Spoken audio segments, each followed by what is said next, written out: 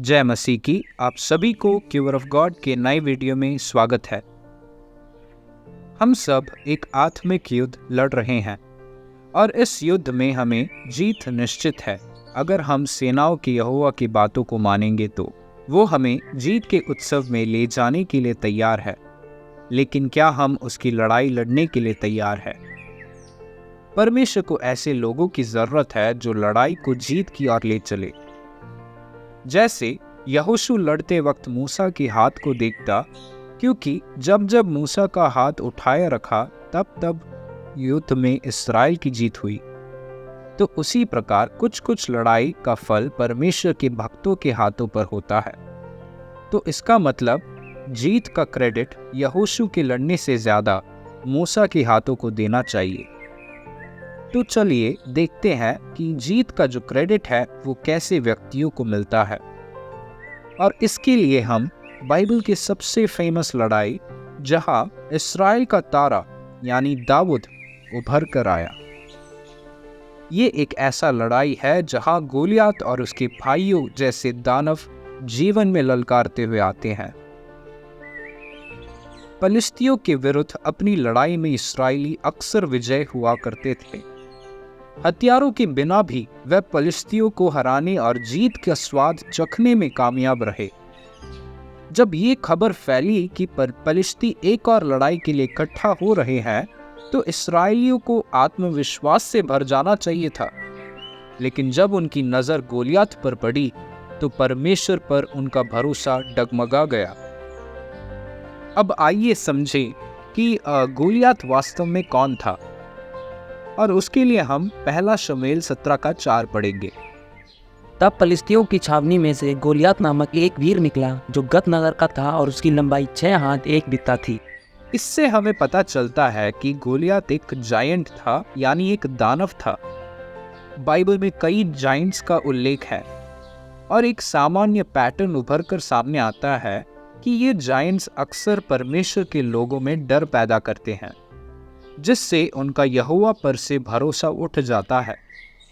क्या आपके जीवन में ऐसी परेशानी है जो आपके विश्वास को हिला देता हो और आपके अंदर डर पैदा करता हो? तो चलिए इन दानवों के बारे में एक बार देखते हैं। इसके लिए हम गिनती के पुस्तक 13 अध्याय का 31 से लेकर 33 तक पढ़ेंगे। पर जो पुरुष उसके संग गए थे उन्होंने कहा, उन लोगों पर चढ़ने की शक्ति हम में नहीं है, क्योंकि वे हम सबसे बलवान हैं। और उन्होंने इजरायलियों के सामने उस देश की जिसका भेद उन्होंने लिया था यह कहकर निंदा भी की, वह देश जिसका भेद लेने को हम गए थे ऐसा है जो अपने निवासियों को निगल जाता है। और जितने पुरुष हमने उसमें देखे वे सब के सब बड़े ढील टोल के हैं। फिर हमने वहाँ नपीलों को अर्थात निपीली जाति वाले अनाकवासियों को देखा, और हम अपनी दृष्टि में उनके सामने टिड्डे के समान दिखाई पड़ते थे और ऐसे ही उनकी दृष्टि में मालूम पड़ते थे। इस वाक्य में हम अनाक के वंशज के कुछ दानव को देखते हैं। इस्राएलियों को इन दानवों के सामने अपने आप को टिड्डे समान लगा। इसका बैकग्राउंड क्या है? मूसा ने इस्राएल के सभी गोत्रों से 12 नेताओं को कनान देश को भेदने के लिए भेजा था। वहां उन्होंने दानवों को देखा और भयभीत हो गए। वह भूल गए कि उनका परमेश्वर कौन है, ऐसा परमेश्वर जिसने लाल समुद्र पार करने में उनकी मदद की थी और जो रात में आग और दिन में बादल के रूप में रेगिस्तान में उनके साथ चल रहा था। उन 12 नेताओं में केवल 2 नेताओं यहोशू और कालेब में ही ये कहने का साहस था कि ये दानव हमारा कुछ नहीं बिगाड़ सकते और उन्हें हराया जा सकता है। तो हम देख सकते हैं कि ये जायंट्स बहादुर सैनिकों में भी भय पैदा कर सकते हैं। केवल अभिषिक्त लोग ही उन्हें हराने का साहस रखते हैं। चलो हम वापस हमारे युद्ध में लौटते हैं। वहां बहुत सैनिक लड़ने के लिए इकट्ठे हुए थे, लेकिन एकमात्र समस्या गोलियात था।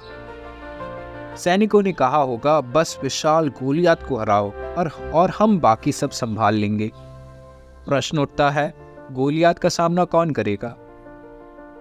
हम अपने जीवन में ऐसे कई विश्वासियों से मिल सकते हैं जो कहते हैं कि हम परमेश्वर में विश्वास करने के लिए तैयार हैं, बस हमारे जीवन में ये बड़ी बाधा दूर की कर दीजिए। कुछ लोग कह सकते हैं, मैं प्रार्थना करने के लिए तैयार हूं, लेकिन पहले मेरी बीमारी ठीक करो। जबकि अन्य लोग कह सकते हैं, हम लड़ने के लिए तैयार हैं, बस हमें दिखाओ कि किसका अनुसरण करें। हम प्रार्थना करने के लिए तैयार हैं, लेकिन हमें एक प्रार्थना योद्धा दिखाओ। हम विश्वास करने के लिए तैयार हैं, बस हमें एक विश्वास के योद्धा को दिखाओ। हम आराधना करना चाहते हैं, एक अच्छी कलीसिया दिखाओ। यीशु मसीह ने कहा, फसल तो बहुत है परंतु मजदूर थोड़े हैं। तो हम ये भी कह सकते हैं कि हमारे पास हराने के लिए कई दुश्मन हैं और उनसे लड़ने के लिए कई सैनिक हैं, लेकिन हमारे पास एक ऐसा नेता नहीं है, एक ऐसा नेता की कमी है जो गोलियत को युद्ध के मैदान से मिटा सके और साथ ही सैनिकों में साहस पैदा कर सके। क्या हम अपने जीवन में गोलियत जैसे दानवों का सामना करने के लिए तैयार हैं? अगर हम तैयार हैं, तो प्रार्थना करें कि पवित्र आत्मा का अभिषेक और अनुग्रह हमारे साथ हो। आइए गोलियत के प्रति दाऊद का क्या सोच था उस पर नजर डालें, जिसके लिए हम पहला शमूएल उसका 17 का 40 पढ़ेंगे। तब उसने अपनी लाठी हाथ में ली और नाले में से 5 चिकने पत्थर छांटकर अपनी चरवाही की थैली अर्थात अपने झोले में रखे और अपना गोफन हाथ में लेकर पलिश्ती के निकट गया। दाऊद को विश्वास था कि परमेश्वर इस्राएलियों को विजय प्रदान करेगा। वह समझ गया कि लड़ाई परमेश्वर की है, भले ही दुश्मनों ने उन्हें कितनी भी दिनों तक ताना मारा हो।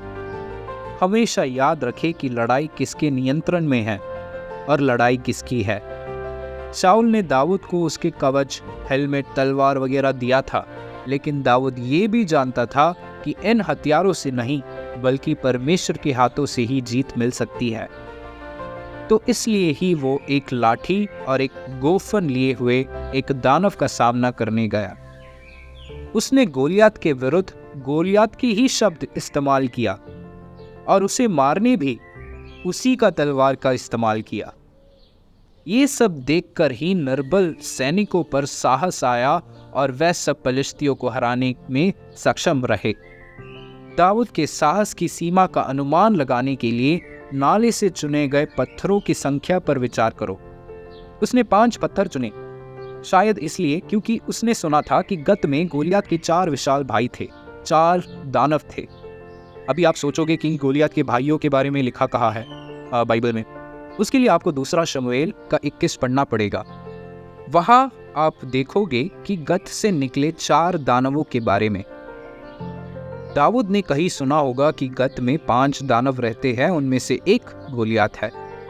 शायद तभी दाऊद ने सोचा होगा कि अगर गोलियत को हराने के दौरान अन्य दानव सामने आएंगे तो उसे उन पर काबू पाने के लिए अतिरिक्त पत्थरों की आवश्यकता होगी।